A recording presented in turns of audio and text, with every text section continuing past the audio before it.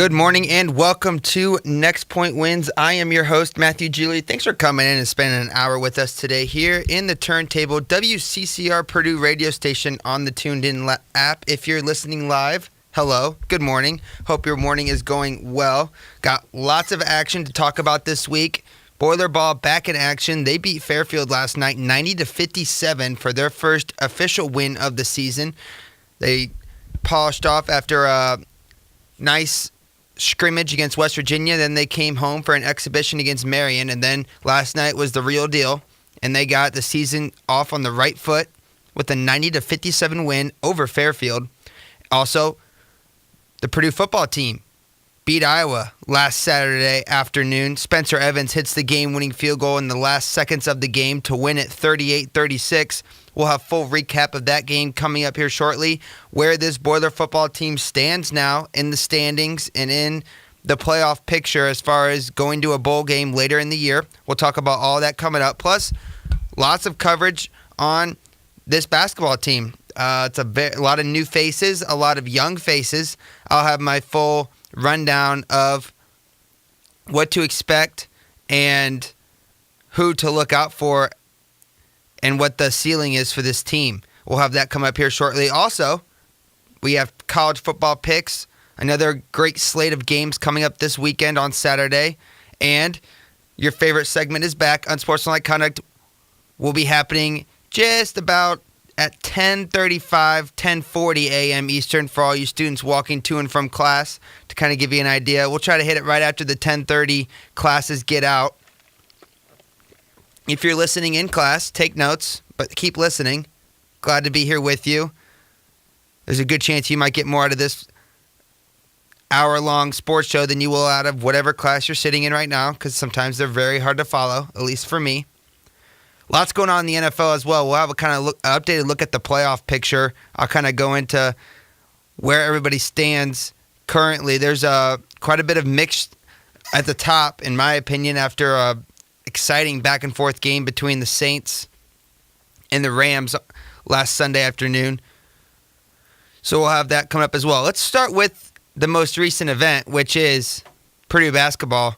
Like I mentioned at the top of the show, they took down Fairfield last night, 90-57. Any students who were there on campus at the game last night, feel free to email the show or tweet at me, Matt_Geely, or email the show at nextptwins@gmail.com.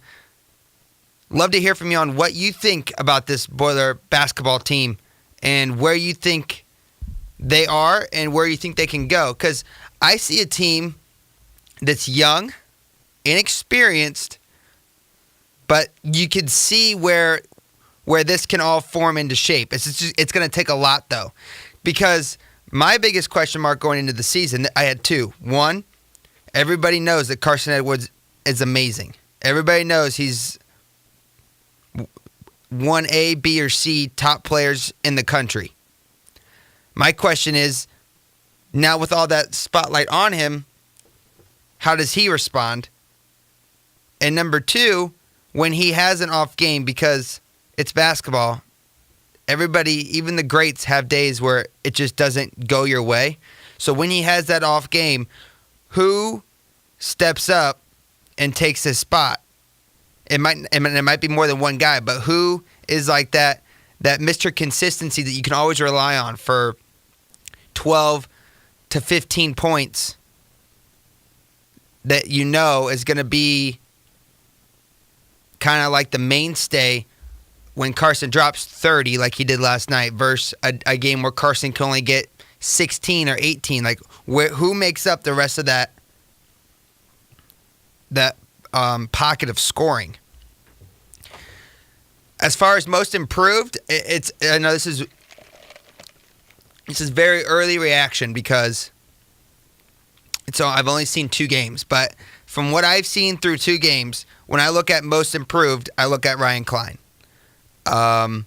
He's still a 3-point specialist, but he defends much better. We used to talk about his freshman and sophomore year, how much of a defensive liability he was. I thought he really shored that up last year, and I know he did a lot of work with Dakota Mathias, who was arguably one of the best defenders in the Big Ten last year. He won Big Ten Defensive Player of the Year a couple times, and I know he worked a lot with Dakota on kind of how to move your feet and how to know your spots and pick your spots, when to attack and when to lay off.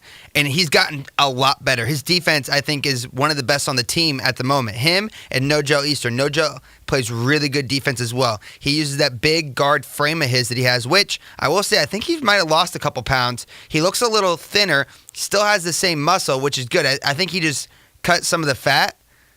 He looks really good. He looks like a Big Ten point guard. Last year, he looked like a fullback. This year, he looks like a serious, big frame, Big Ten point guard. And I think it's exciting, and it's going to be very beneficial to him because he is very active around the rim. He's one of the best rebounders on the team.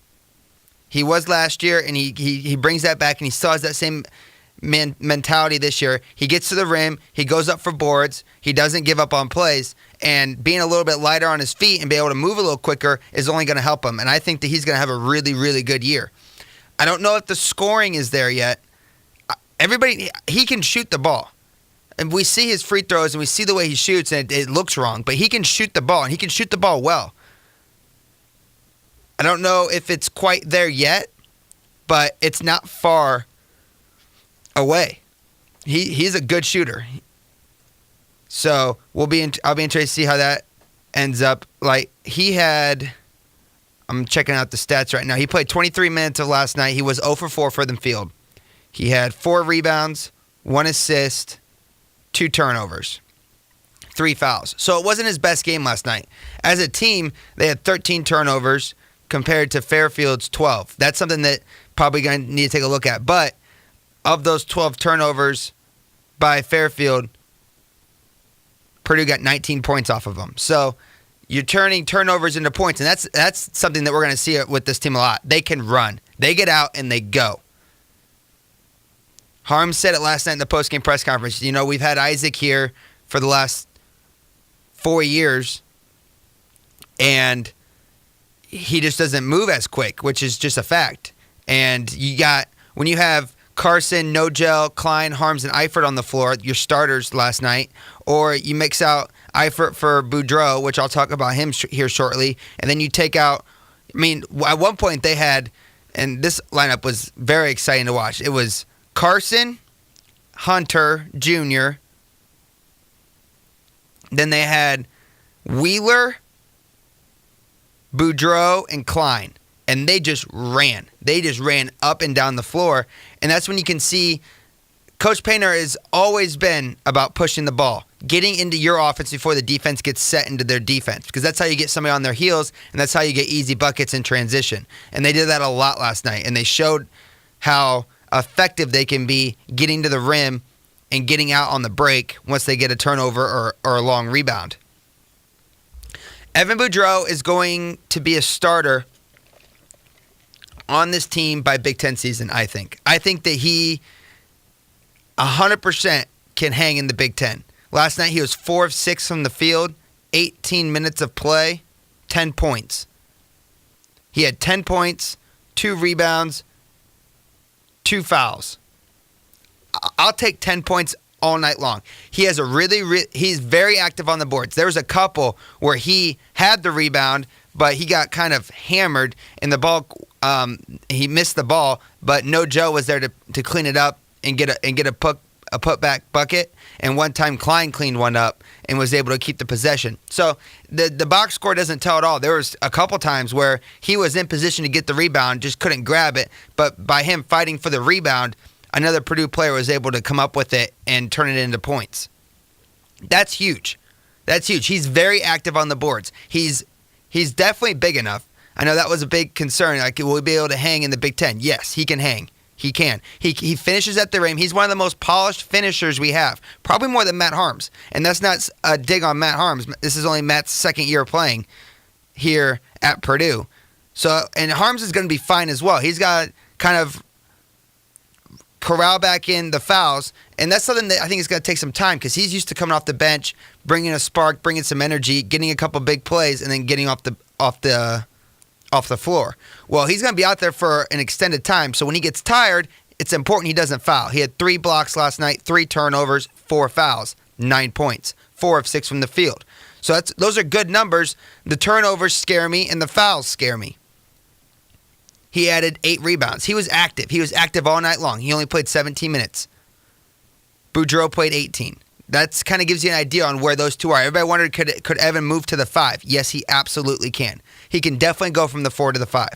And there's a couple of times, I don't think I ever saw, I'm trying to think. Yeah, Boudreau was in with Harms a couple times, but a lot of times it was Boudreau going to the 5 and bringing Wheeler in for the 4. And Coach Painter said last night after the game he wished he got Wheeler some more minutes. Wheeler had 12 minutes of play, 0 of 3. All of them were three-pointers. And they were good looks, too, and they were good shots. And Coach Painter said it after the game.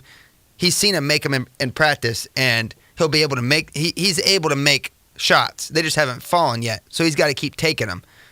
He had 4 rebounds, 2 steals, 2 turnovers, 1 foul. That's a good night. There's nothing wrong with that, and he was 2 of 2 from the line. As a team, we shot 54% from the field, 80% from free throw, 46% from 3. Not horrible numbers, and that's with mop-up time, having a couple guys getting some looks that don't normally get looks. Other freshmen, Trayvon Williams, he did not really play until the very end. He's probably going to be, he's kind of more of, I think, an emergency blanket for us at the moment. If we run into the situation where Harms is in foul trouble early and Boudreau, he can't play every minute of every game, so you'll see a lot of Williams with Boudreau, or you'll see a lot of Williams with Wheeler. I think Williams is good. I think he's really good. As a freshman, I think he looks really, really good. He's big. He's a big boy. He really is. There's no pushing him around, and he's really good he's active on the boards, and he can finish at the rim too. There's a lot of promise in that kid. I think he's going to be really, really good. He's just a little bit raw right now, and we need to spend some time kind of molding him and shaping him into a really good basketball player that I know he can be. Because he just, you can tell, he's got the look like this kid can play. He's got a little game in him. And so this year's going to be great for him. He's going to get some minutes. He'll get more than 4 minutes most nights. They just didn't really have any opening spots for him to kind of step in. And I think as the year goes on and he gets more practices and gets more familiar with everything, he'll see more minutes on the floor. Because I think he really is that good. So this is going to be a really valuable year for him to kind of shape things up and get kind of more polished and really be able to help this team later in the season, and especially for the next couple years. Okay, who am I missing? Who have I not? Two more fresh faces to Mackey. First up, Sasha Stefanovic. He had 19 minutes last night. He was 1 of 2 from 3. 1 rebound, 1 assist, 1 steal, 3 turnovers, 3 points. He looked good. He didn't look lost out there. His defense is very good. He's a very good defender. He's quick, but yet he still has size to stay with people, and he's got a great shot. You can just tell he's got a smooth-looking shot. He's definitely he strikes me as, I don't know if the next Ryan Klein's the right word, but he's kind of got a little Ryan Klein, Dakota Mathias in him, where he's not afraid to defend the ball, and if he gets his feet set, the shot looks like it's going to go in every time. Even when he misses, it's not by much. 19 minutes, he got a lot of time last night. He got a lot of minutes. Leading in minutes was Klein with 29, and then Eifert and Edwards had 28, Eastern 23, and then Sasha at 19. Boudreau 18, Harms 17, 12 for Wheeler. Oh, Hunter Jr. had 17 as well with Harms. That's another name.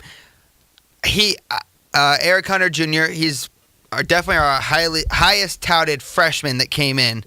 I think he was a 4-star out of Chicago. He was 4 of 6 from the field, 1 of 3 from 3, 10 points. He had a really good game. No turnovers. That's the biggest thing for him. And Coach Painter said after the game, he plays simple. And Coach said sometimes, and I totally agree with, sometimes this team needs simple. because you got Carson out there who is anything but simple. He's just a playmaker. You got Klein, who also is a playmaker, who loves to get the ball in his hands and fire it from three. You got Harms, who is the biggest wild card I've ever seen on the floor. So when you add in all those wild card type of players, you need the guy who just brings it up and is very simple with the ball. He takes care of the ball. He's able to run the offense, and he knocks down shots. That's a really, really valuable player to have. And Purdue has one now, and it's Hunter Jr. He kind of takes over of the P.J. Thompson role a little bit. And P.J. didn't get enough credit for how good of a shooter he really was. He was a very good shooter, especially when he was open. Hunter is more of a scorer than a shooter. He's better. He can get to the rim. He can finish at the rim. He can pull up from 12 feet, and he can hit the three ball. He's a scorer. He's not a shooter. He's a scorer, and there's a big difference there. Carson Edwards, scorer. Ryan Klein was a shooter for 3 years. So far, he's looking to me like a scorer. That's the difference. Evan Boudreau, he's a scorer. And there's nothing wrong with being a shooter, but it's just like there's one level above it, and that's being a scorer, and that's what these kids are. And Hunter Jr. is 100% one of those. And he is only going to get better as well. He should be, let's put it this way, if Carson Edwards wasn't who Carson Edwards was, and thank goodness we have him because he's amazing to watch, and he's going to go down as one of the best to ever come through the halls of Mackey Arena. But if Carson wasn't here, or Carson wasn't who Carson was, Hunter Jr. would be in the conversation for Big Ten Freshman of the Year and the Big Ten freshman team. And he still might be. I think he's that good. He really is. He doesn't get anywhere near the publicity or the press that a couple of the other freshmen in this state get. And I'm not going to grab my own goat here and go off in a tangent about certain players who are certain freshmen at other schools who, because their school is no good or below average, they look like they're the savior. I'm not going to go into it. Hunter Jr. is legit, and it's not going to take long before people understand that and put him on notice. He's probably one of the most slept-on freshmen in the country, and he's by far the most slept-on freshman in the state of Indiana, and I can tell you what, he's going to wake people up very soon. You can just tell he's got that kind of game. Purdue's back in action Saturday night against Ball State. That game can be seen on, I think, BTN.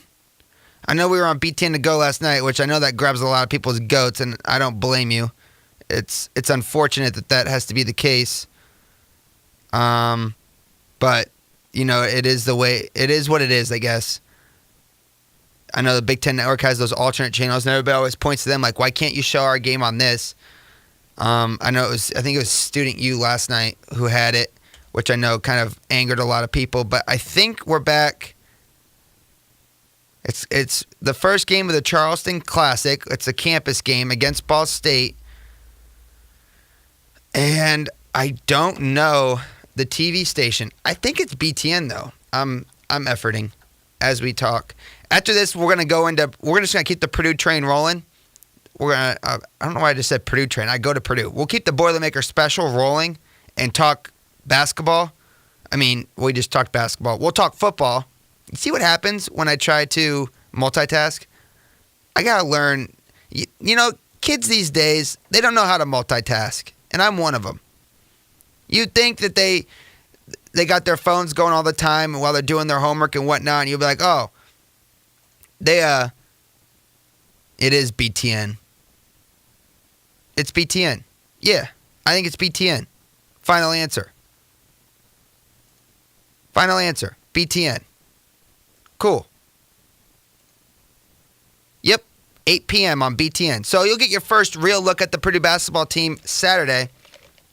I didn't really know where I was going with that multitasking tangent, so I kind of just ran with it and then dropped it.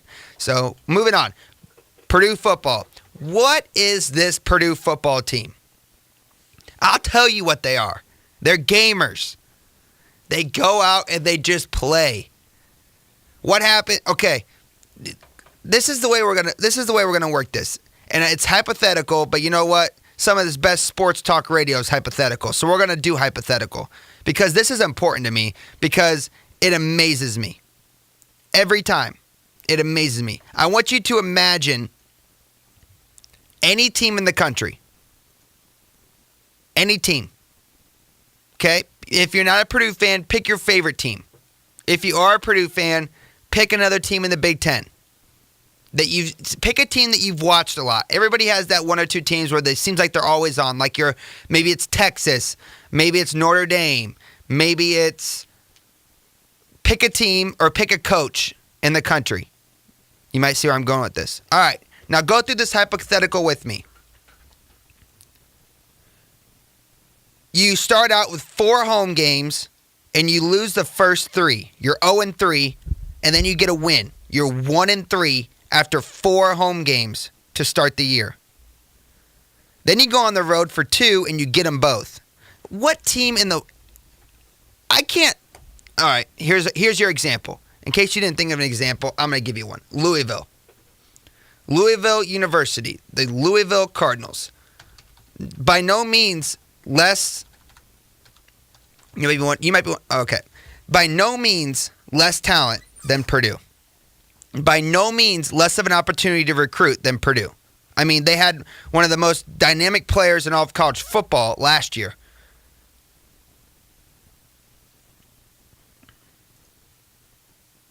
There's no way you can sit here and say this team is worse than Purdue. Just by roster alone, you can't do that. Louisville started the year at Alabama. Yikes. They got blown out. Who doesn't? So they're 0-1.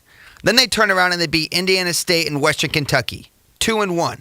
Okay, you've turned your season around, right? Wrong.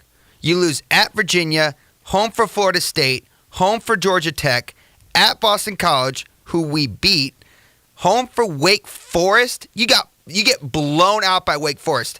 Knock, knock, knock. Your team has given up. Your team has given up. You get blown out by Wake Forest and Florida State.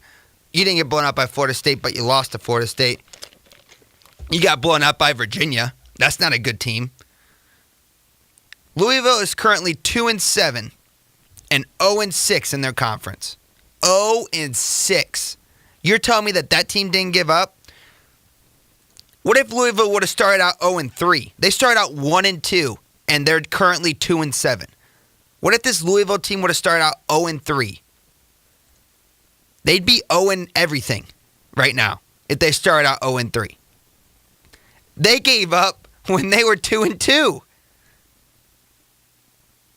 They gave up before it turned October. All right, that's not true. They definitely gave up before it turned November. By mid-October, they had given up.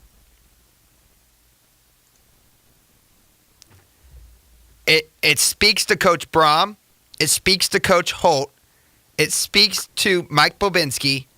It speaks to David Blau, DJ Knox, Marcus Bailey, Jacob Thieneman, and the most exciting and electric player in college football. You can make an argument that he is the most exciting and electric player in college football, Rondale Moore. It's a testament to those guys and everybody else on that team. Who in their right mind loses to Northwestern, Eastern Michigan, and then gets beat by Missouri in a close shootout? All 3 close games were boneheaded mistakes, lose you the game. Who in their right mind doesn't give up after that?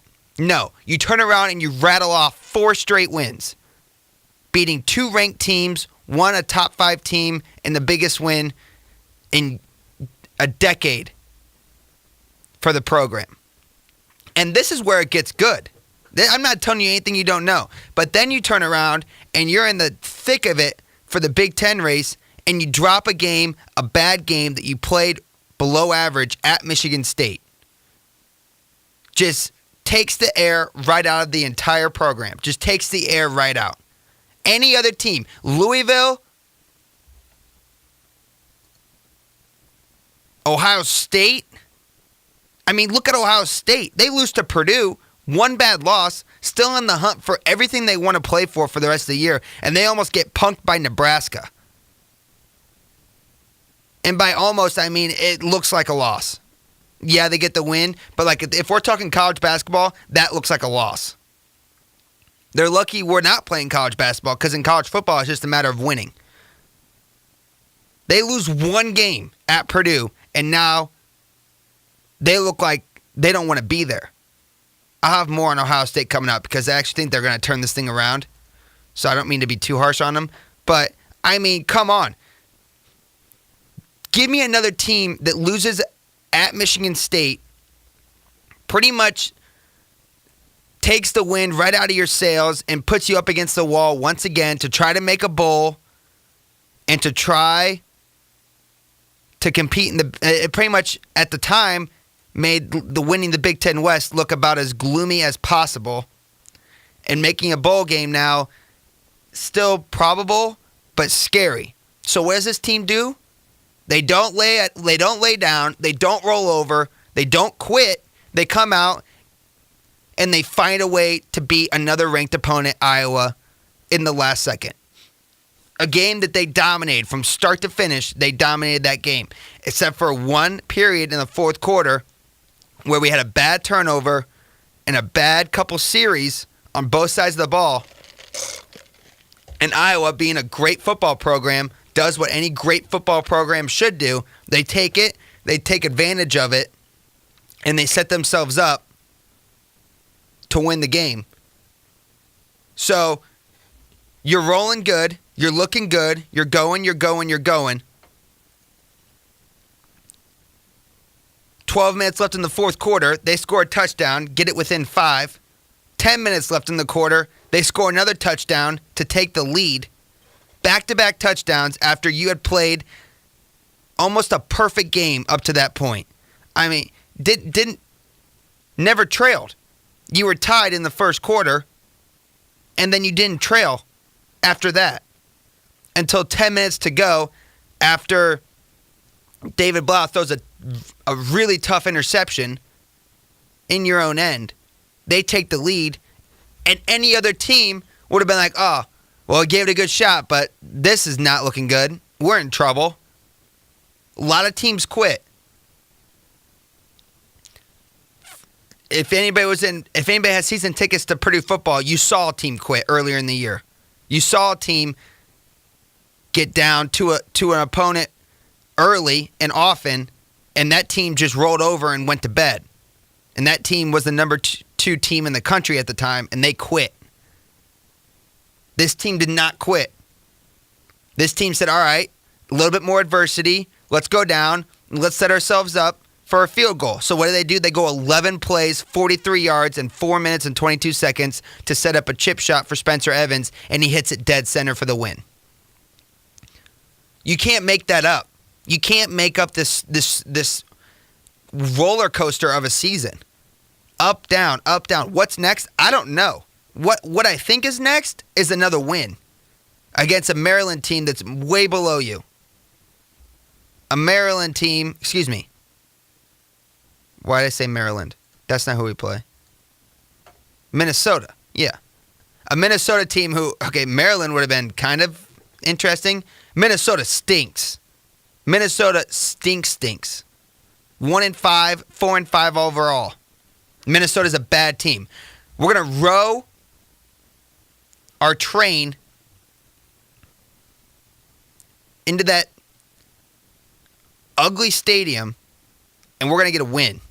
Because that's what this team does. And you know what? You turn around after a tough loss to Michigan State. What do? You beat Iowa. And now you start looking up at the Big Ten West again thinking, okay, it's a long shot, but we're in it. Northwestern sits at 5-1. Wisconsin, 4-2. Purdue, 4-2. So a one game back of Northwestern tied with Wisconsin. Wisconsin's easy. I say easy because there's one way that we pass them. You beat them. A week from Saturday with Big Ten tailgate, and who knows who else might be coming to town for it. Still no time announced for the game. I'm pretty sure they say, though, it won't be a night game. could very possibly be a 3:30 kick. I'm pretty sure that there's a rule that there will be no Big Ten night games that day.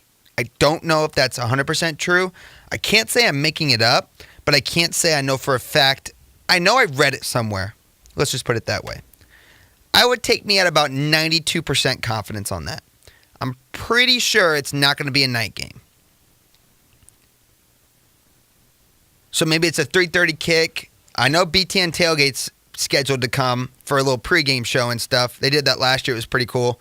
Had Spice Adams, and they brought out a bunch of old Purdue players to talk, and it was good. So that'll be here. And so that's how you beat Wisconsin. That's how you get ahead of them in the standings. You take care of business on Ross-Ade Field one more time, and you get that win. Now, how do you get to Northwestern? First off, that 31-27 loss at the first game of the year, would really like to play Northwestern right now. I think we would really like to have Northwestern right now because we had it took us a half to even get our legs and to understand that we can play with them, and then it took a bad play in the fourth quarter, which it wasn't a play that was like this lost us the game because we still had a lot of work to do to go down the field and score. But we had opportunity to get the ball back. We had a bad personal foul that pretty much sealed the victory for them after a really good second-half comeback. This is a Northwestern team that I think we'd really like to play right now, but you look up at that game, and that one hurts. The Michigan State loss hurts, but that Northwestern loss really hurts because they win the tiebreaker on us. So you need Northwestern to lose 2 games. Well, Matt, how did they lose 2 games? I'll tell you how. It starts out by losing at Iowa this weekend. 3:30 game on Fox. That's how it starts. You got to lose at Iowa, and then you need Northwestern to do what Northwestern has shown they can do every single year, and that's lose a game they shouldn't lose. They've yet to have one this year. They're 5-1 in their conference. They lost to Michigan by 3 was their only conference loss. Now, this is a team that can lose to a lesser opponent. They've lost to Duke. They've lost to Akron. That's right. The leading team in the Big Ten West has losses against Duke and Akron. Oh, but Matt, you have losses against Eastern. Yeah, I know. But I'm just saying. Duke and Akron. Not great. Not good at all. Horrible. So this team can lose. This team can 100% lose. It's either going to be at Minnesota after we get done flipping the boat. They can come in and flip it back over and put everybody inside, and Minnesota can beat them, or it's at home against Illinois. You might think to yourself, man, Matt, I don't really know much about Illinois. Are they any good? Well, coached by Lovie Smith, so we start there. 2-4 in the conference, 4-5 overall. Nice conference win against Rutgers, and then they flipped the boat last weekend and beat Minnesota. That boat's been underwater more than it's been above water this year. I know this is setting myself up for a really, really tough Saturday if Purdue doesn't win, but Minnesota's bad. I'm telling you, Minnesota's really bad. Bad. So can Illinois do it? No. Can Minnesota do it? No. So we need a miracle. But you know what? We're still in it. And let's look even more for sure. Bowl game, looking great. Need 1 win. We could become bowl eligible this weekend. And then it turns into, okay, how good of a bowl can we get? You win your last 3, sitting at 8-4. Hello. We're going to go somewhere fun. And we're going to have a nice New Year's Day or a New Year's Eve or a good time slot bowl game. How do you play for the Big Ten Championship? You win your next 3. Iowa beats Northwestern this weekend, puts the pressure on them, and then Minnesota or Illinois shocks the world, and I become the biggest row your boat or lovey, go lovey fan you've ever seen in your life. That's how it happens. But you got to take care of your business. You go in, you punk Minnesota, you come home, you beat the Badgers, you load the box just like you did against Boston College. You load the box, you make him throw, and you beat the Badgers. and then you go down to Bloomington and you curb stomp them. And now you're 8-4, and you've taken it all out of your own hands. And either you're going to a great bowl, or something crazy happened in the West, and you're looking at a Big Ten championship game against Ohio State. Whoa, Ohio State. Yeah, Ohio State. Speaking of Ohio State, I think Ohio State's going to figure this out. I know you might think to yourself, Matt, they just lost to Purdue, and then they just went and almost got punked by Nebraska. How is this team going to figure it out? Well, I think it starts this weekend. It's time to go into my college football picks. First up, Ohio State at Michigan State. Okay, so you almost lose to Nebraska. You have a chance. Like, this is what I don't get about this Ohio State team. Everybody acts like it's the end of the year. You're 8-1. You control your own destiny. Okay, yeah, you're currently ranked 10th. But if you tell me that a one-loss Ohio State team that beats Michigan State, beats Michigan, and wins the Big Ten championship, you're telling me they're keeping that team out of the playoff? I don't think so. No, I don't think so. You're telling me a team that has wins over 15 TCU, 9 Penn State, 18 Michigan State, and then 4 Michigan, you're telling me that team's not going to make it to the national championship game? No, because between Alabama or Georgia, one of those teams, either Georgia's going to have 2 losses or Alabama's going to have 1. And that's going to be an interesting conversation, which Ohio State will lose, by the way, if it comes down to Alabama or Ohio State. So really, you probably want Georgia to lose again to get 2 losses, to get them out of the way. You beat Michigan, so you're going to toss them out of the way like you do every year. Now you're looking like, okay, maybe this team does have a chance to play in the playoff. I don't know why I think they're going to beat Michigan, but I do. I think it's just because they always do. You want to really flip this thing upside down, and I've been begging for it all year, and I don't know if I'm going to get it, but I had called Notre Dame losing Northwestern, didn't get it. I thought Notre Dame would lose to, I don't even know it anymore. I've said it so many times. Pittsburgh, I think I had Notre Dame losing too. I've said it so many times I can't get over it. Guess what? I'm not done yet. Northwestern against Syracuse in Yankee Stadium? Are you kidding me? Syracuse is on fire. You're telling me that they're going to go into Yankee Stadium in a big game with playoff implications on the line and they're going to beat Syracuse? No. No. Syracuse beats them, knocks them out of the playoff. Now you got 2 open spots because Ohio State, if you beat Michigan, you're ahead of them now. You're telling me a one-loss Notre Dame team is going to get in over the Big Ten champion in Ohio State? No. Nope, not going to happen. This can all just go completely by the wayside if they lose to Michigan State this weekend, but they won't. I got Ohio State by 4 over Michigan State. Then they get kind of a week off, as they play a horrible team, and then they come back from Michigan, and it's go time. You win that game, you're in the playoff, everything's right in the world. You're not in the playoff. You're in the Big Ten championship game. Everything's right in the world. And unless you play Purdue, and if you do, you're going to lose again. Unless you play Purdue, if you play Northwestern or Wisconsin, you're going to win the Big Ten championship. If you play Purdue, you're probably going to lose, and we're going to the Rose Bowl. Yeah, I know.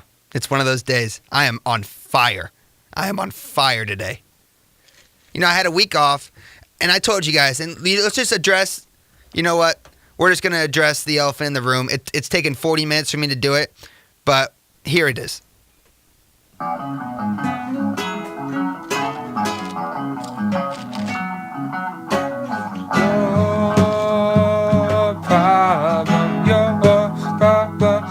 my problem, your problem, not my problem. This is a me problem, and I know I kind of even made fun of it before it happened. I was like, I can get my wisdom teeth pulled on Friday. I don't expect, there's no way I won't be able to do my show on Wednesday. It was so hard to talk Wednesday morning. There was no way I could have done an hour. I would have been bleeding, and which would have been great content, so I kind of wish I would have stomached it out, but I didn't really have a doctor nearby in case something horrible happened. I would have probably bled out over this entire studio. The turntable would have turned red, which is black and gold, and that's the way it needs to stay. I was fine, like pain-wise, it wasn't horrible, but I just couldn't physically talk. Like I couldn't open my mouth far enough to really get out words. I would have sounded like a moron. So yeah, I know. I've got 2 weeks off. I'm pretty fired up, but it was a rough week for me, okay? So, but we're back, and if you notice, we got a lot of energy here today. We're 41 minutes in, and I want to go for another couple hours because I got more Purdue scenarios to run by you guys and more smack talk to give out to other schools. But I'm gonna calm down now, and we're just gonna get through these picks. Okay, so I have Ohio State by 4. Auburn at Georgia. Georgia looking really strong again. I don't think they lose until the SEC championship game to Alabama. They're just sitting there waiting for a Michigan loss, which they'll get against Ohio State, and they'll move them into the top 4, and then they'll lose to Alabama, and now we have a chaos. So Georgia beats Auburn by 18. Auburn's not a bad team, but Georgia's much better. If Georgia can score enough, they can really open this thing up. I think they get 18 on them. Take Georgia, give up the points. Clemson at Boston College. Game day is going to be there. We've seen Boston College. They can't throw the ball. They can run the ball, but Clemson has one of the best Clemson has the best defensive line in the country, and Clemson doesn't get near enough press about how good they are. They're 1A, 1B to Alabama. Everybody says Alabama, and then there's a huge gap. There's really not that big of a gap. Clemson's defense is really that good. Clemson wins by 28 points. Take Clemson. Northwestern at Iowa. Purdue fans, we've been over this now. We need Iowa to win this game, and we need Iowa to win this game bad. It keeps our Big Ten hopes alive, and it keeps us in the conversation for that Big Ten championship game. I'll take Iowa by 4. Purdue at Minnesota. We're going to flip the boat. We're going to sink it. And we're going to lead that city with a W. Boilers by 21. We'll go. I shouldn't say by 21 because I'm about to give out a final score, and I'm not good enough at math to make it to where we win by 21. So I'm just going to do the number that pops in my head. We're going to do 52-24.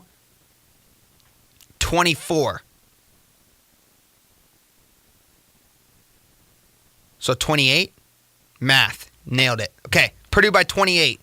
52-24. Boilermakers. Book it. Those are my college football picks. All right.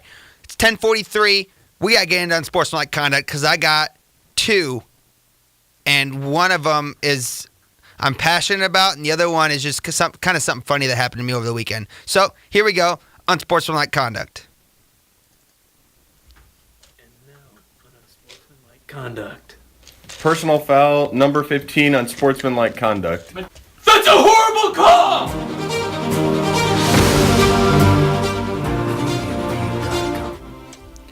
Unsportsmanlike conduct. All right, the one that's sports related we'll do first, and it's Le'Veon Bell.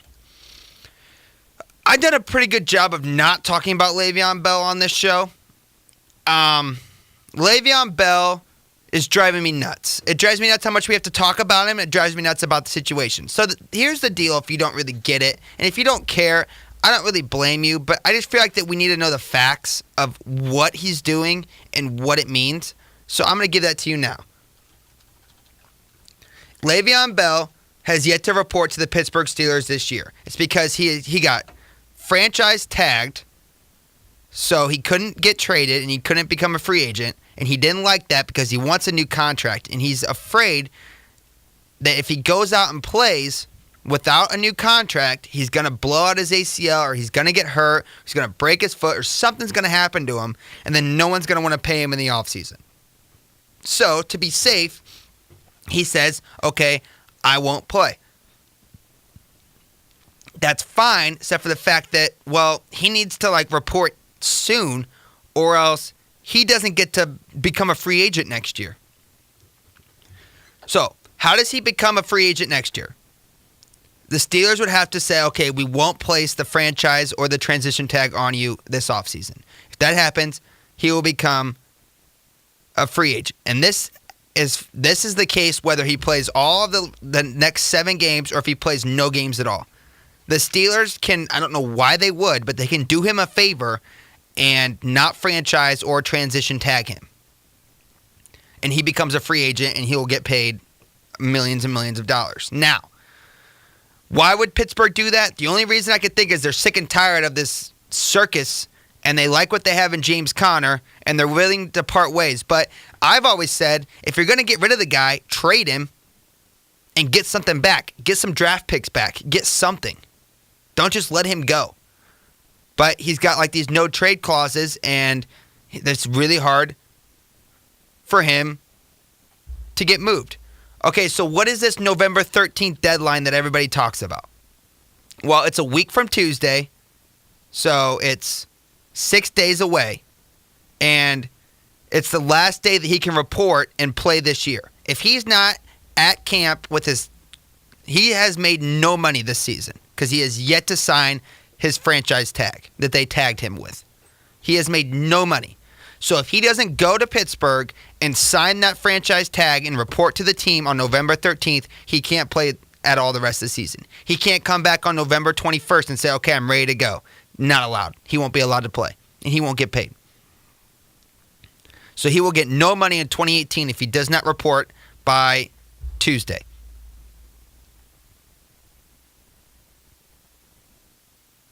Now, what else can the Steelers do? They can take off the franchise tag that they have on him and make him immediately become a free agent, and he can sign anywhere, but he still has to report by the 13th. I have no idea why they do that, but it is an option. Because right now,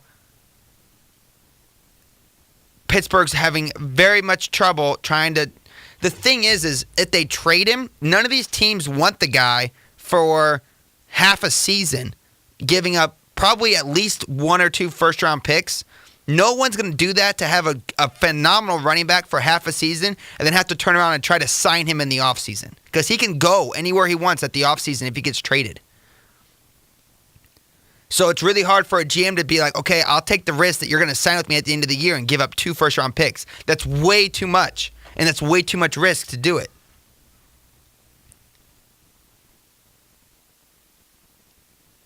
So, that's where we're at right now. Do I think Pittsburgh needs him? No. Do I think that it takes them from the 3rd best team to the 1st best team in the AFC? No, I don't. Does it make them better? Absolutely it does, because he is a special talent. But that doesn't make him that much better. There's a difference. Now, you might be asking, okay, who gets this unsportsmanlike conduct? Everybody. Pittsburgh gets it. Le'Veon Bell gets it. The sports coverage get it for talking about it. I'm sick of it. I'm sick of all of it. Report, play football, or go away. But this whole, sources say no contact has been made, that's not news. It's news when he does make contact. Until then, just leave it.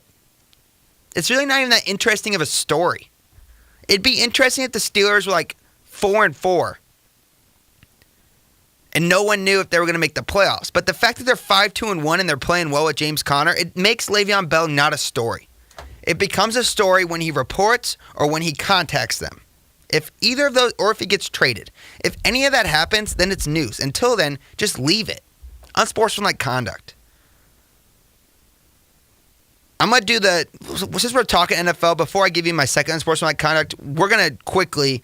I want to just kind of give you an update on the playoff picture at the moment. Because, we're over halfway through the season now. Things are getting interesting. We're going to do AFC first because it's a little less cloudy. I think it's pretty much set in a way, especially at the top.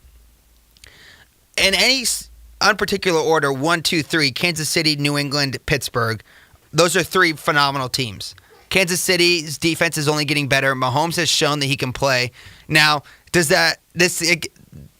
it gets a little tricky now, but because after this week against Arizona, he starts taking on. He starts playing really good teams.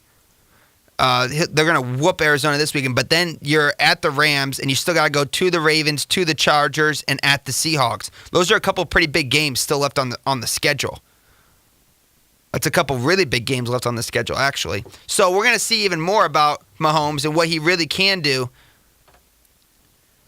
Patriots look good. They're getting their weapons back on offense, and that's even without a healthy Gronk right now. Once they get Sony Michel back, too, the Patriots look really good. The defense is getting better. I thought they looked really slow at the beginning of the year, but their schedule only gets weaker and weaker as they go on now, And sitting at 7-2, they're going to be right in the mix of it in the playoffs like they are every year. And that's the same with the Steelers. They start out slow too, but they've kind of found their way with this new style of offense with a lot of weapons on the outside and James Conner, a really good running back, and they're starting to find their way as well.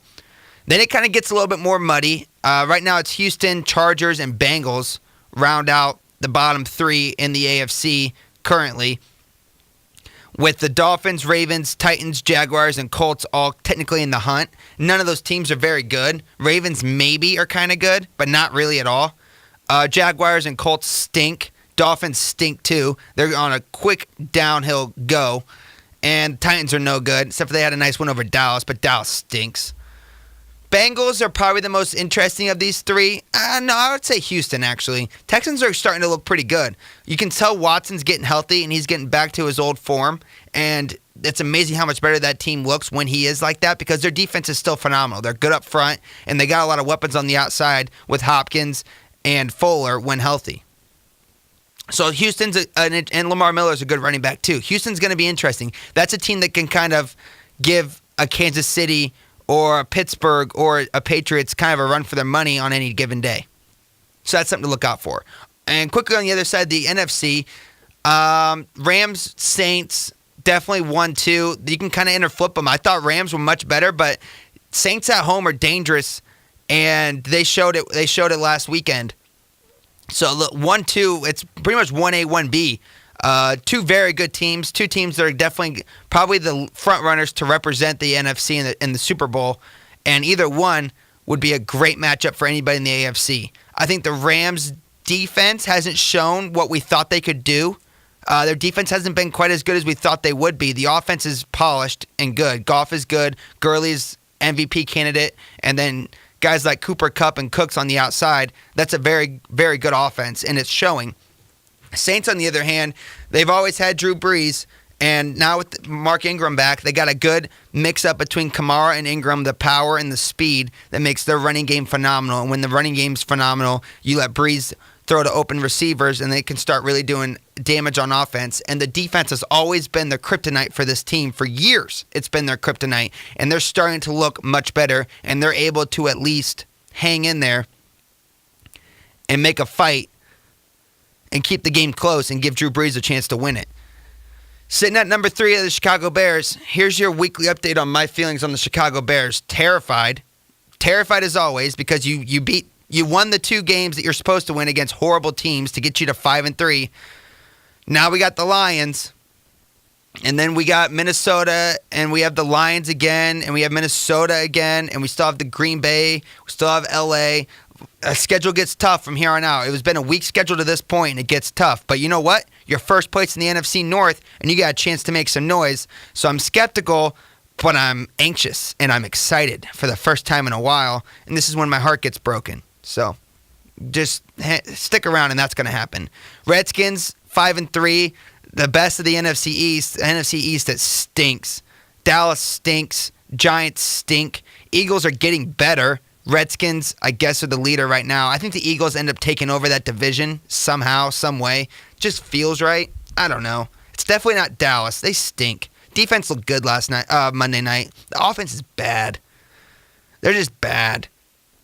I'm not sure Dak is the answer there, and I know a lot of Dallas fans don't want to hear that, but you take away Dez Bryant and Jason Witten, and Zeke Elliott gets put in check too, and you start seeing that there's some problems with that quarterback. And then you got Panthers and Vikings, both teams that are going to be in the hunt. I don't know if the Panthers can overtake. Panthers are good. They're sneaky good. Are they better than the Saints? No. They're only 1 game back of them, but I don't think they're better than the Saints. Vikings, really good, 5-3-1. They're a game back from the Bears. Can they take over the Bears? Yes, they can. They have 2 opportunities to play them head-to-head, which will tell a lot. So those are 2 teams that can kind of definitely make their way in the wild card and surprise somebody at the top in the playoffs, or they can just overtake whoever's ahead of them in their division before the playoffs even start. Those are 2 teams to keep an eye on. In the hunt, you have Falcons, Seahawks, Eagles, Cowboys, Packers. Out of those teams, I guess Falcons and Eagles, because of how bad the NFC East is, and the Falcons. The only problem about the Falcons is that division's tough. So probably Eagles and I guess Green Bay, just because the NFC's North's kind of weak too. Just 2 weak divisions, so you got to factor in more teams. All right, last in sportsmanlike conduct, then I got to close up shop. So last weekend, I was in Nashville, Tennessee on a little mini vacation. And if you haven't been in Nashville, Tennessee, you got to go. It was my first time, and it was amazing. Just Broadway is incredible. It's like you walk 2 steps and you're in front of a new bar. They're just on top of each other, and they're just 2 blocks down, just bar after bar after bar. And each one of them, you go inside, and from the outside, they look so tiny, and they just go straight up. 3, 4, 5 floors of bar, and then a rooftop on top. And each level of each of these bars, there's probably 1,000 music acts going on Friday and Saturday night. Each level of the bar had different live music going. And it wasn't all country either. It was a good mix of country and other stuff too. And it was phenomenal. So much fun. So much fun. Here's my unsportsmanlike conduct. When you're in a place like that, you can do a lot of people watching. And when you can do a lot of people watching, sometimes you can see some pretty insane things. So it's late Saturday night, and the Nashville Predators had a home game. So everybody got out after the Predators game and went out on the town, and it was packed. There was people everywhere from the hockey game. So it's pretty late on Saturday night, and I'm there with my girlfriend, and we're kind of getting close to done for the evening. We'd been day drinking all day, and we're just kind of done with it all.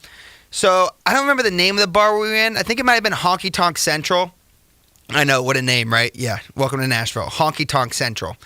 But we were on like the 4th floor of it, and we were kind of sitting back, kind of in the corner, and there was this huge bar, a circle bar in the middle with tons of seats that people were sitting around. And it wasn't exactly a young crowd all weekend. There was a good mix of young and old. And when I say old, I don't mean there was a couple of really old people, but, you're talking like people our age, and then you're talking like 40, 45-year-olds, 50-year-olds. Not crazy old, but older. And there's a group of about 8 ladies who are kind of 40 to 50 years old at the bar. And they're just having a ball, having fun. Talking, dancing, whatever. And then there's just one lady in a tan jacket who me and my girlfriend are kind of watching like, man, she is hammered. Like, she is really drunk. And she's like dancing, and we're just kind of watching her. And we're like having a conversation. Out of a corner of our eye, we both see it. She like takes a hop and almost falls. And we both look at each other like, oh, that was close. Like, she almost went down. And she almost went down hard. And so we're like, man, she needs to go home. Well, we don't think anything of it. And we're chatting. About 30 minutes later, same thing. We're just sitting there talking to each other. And out of the corner of her eye, she's dancing. And she goes down hard. Like, she bounces off the ground. She goes down so hard. And it was hilarious. She fell right at our feet. And immediately 3 of her friends come over and help her up.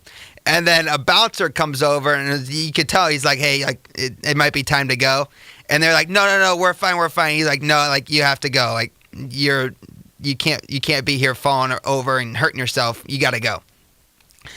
This 40 to 45-year-old, her face went from having a good time to terrified. She was so scared. She looked like a 12-year-old being ridiculed for something. She was terrified. And her friends, you could tell they're all so annoyed with her because, they're all having a good time. And then Becky has to go ruin it for everybody and bounce off the floor and kick everybody out of the bar. And so they start getting their stuff to walk out. And she's the bouncer's talking to the rest of them, and they're kind of getting their stuff. And she's like, I'm sorry. I'm so sorry. She's just scared. And finally, they all get their coats and stuff, and they start to walk out. And you could just tell the look on everybody's face was disappointed, annoyed, and kind of angry. And then you see Becky in the tan jacket in the back. As she's walking out, she's clapping her hands and dancing out of the bar. She's still having a good time. This ain't going to ruin my night. Well, she ruined everybody's night that she was with. But she is still having a good time as she leaves the bar. Becky, control yourself. And Becky's friends, when you see that she can't handle it, sit her down. Don't let her stand up if you want to stay in the bar. Get her some water, get her a sandwich or some chicken fingers, and sit her there and tell her to just sway to the music if she wants to have some fun.